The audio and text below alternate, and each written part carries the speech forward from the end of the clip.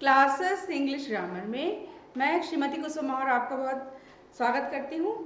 बच्चों, आप लोगों को काफ़ी समय से टेंसेस के बारे में समझाया जा रहा है। तो टेंसेस के क्रम में पास्ट टेंस पे आते हैं। तो उसके जो 4 भाग हैं उसमें से आज जो है चौथा भाग समझाने जा रहे हैं। तो 4 है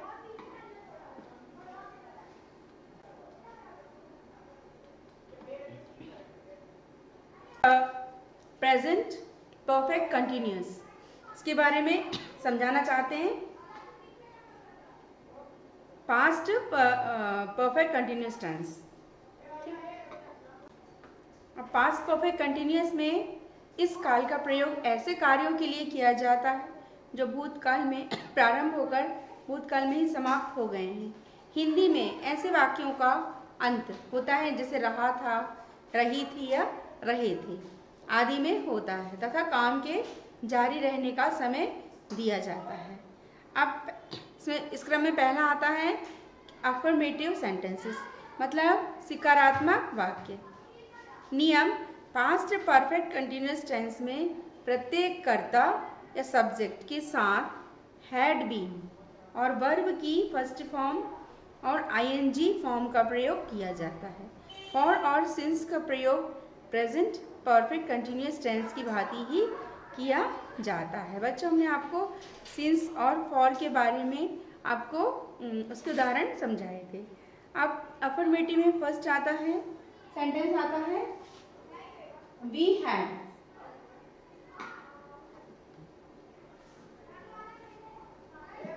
फर्स्ट आता है we had been playing. We had been playing in the field for 2 hours। हम मैदान में 2 घंटे से खेल रहे थे। आपको ये रहा था, रहे थे, ये आएगा, इसमें सेंटेंस आएगा। तो इसको लिखेंगे वी हैड को हैड बीन का प्रयोग करना है। ठीक, तो हैड बीन और वर्ब प्ले है, प्ले का आईएनजी फॉर्म आएगा तो प्लेइंग इन द फील्ड और 2 hours। दूसरा उदाहरण है सीता 5 घंटे से गा रही थी। तो सीता हैड बीन सिंगिंग। ठीक, आईएनजी सिंस 5 o'clock। अब आता है इसमें इस क्रम में दूसरा नेगेटिव होता है नकारात्मक, है ना। तो इसका नियम क्या है? पास्ट परफेक्ट कंटिन्यूअस टेंस के वाक्यों में नॉट का प्रयोग हैड और बीन के बीच में किया जाता है। ठीक, तो हैड के बाद नॉट लगाना है इसमें। तो तुम इस विद्यालय में 4 साल से नहीं पढ़ रहे थे, तो you had been not reading, है ना, रीडिंग यानी पढ़ना।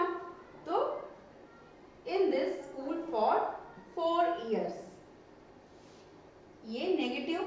अब नेगेटिव में एक और आता है माली प्रातः काल से पौधों को पानी नहीं दे रहा था।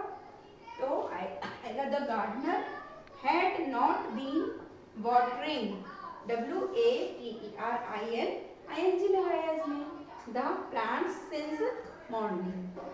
ठीक, सुबह को क्या लिखते हैं? इसके पहले सिंस लिखते हैं। थर्ड है you had not been doing this work for 2 days, यानी तुम इस कार्य को 2 घंटे से नहीं कर रहे थे। फिर रमेश इस विद्यालय में 1988 से नहीं पढ़ा रहा था। तो Ramesh had not been teaching in this school since 1998। ठीक, अब नेक्स्ट है इंटेरोगेटिव, मीन्स होता है प्रश्नवाचक वाक्य। इसमें आपको प्रश्न जो है पूछना है। तो उसका नियम देख लें। प्रश्नवाचक वाक्यों में हैड का प्रयोग कर्ता सब्जेक्ट के पहले किया जाता है। यदि कोई प्रश्न सूचक शब्द प्रयोग करना होता है तो उसे हैड से पहले लिखा जाता है। नकारात्मक वाक्यों में नॉट का प्रयोग बीन के पहले किया जाता है, जैसे कि आपने अभी पिछले उदाहरण में देखा। तो क्या तुम, ठीक है, जब प्रश्नात्मक है तो क्या से शुरू करेंगे। क्या तुम 2 घंटे से अंग्रेजी पढ़ रहे थे? क्या आएगा? Question mark. तो क्या आएगा? Had you been learning English for 2 hours। Second, क्या आपके साथ शुक्रवार से क्या पढ़ रहे थे? तो क्या आएगा, क्या के लिए what had you been reading since Friday? Question mark. ठीक, अब लड़का प्रातः काल से क्या नहीं कर रहा था? तो what had the boy not been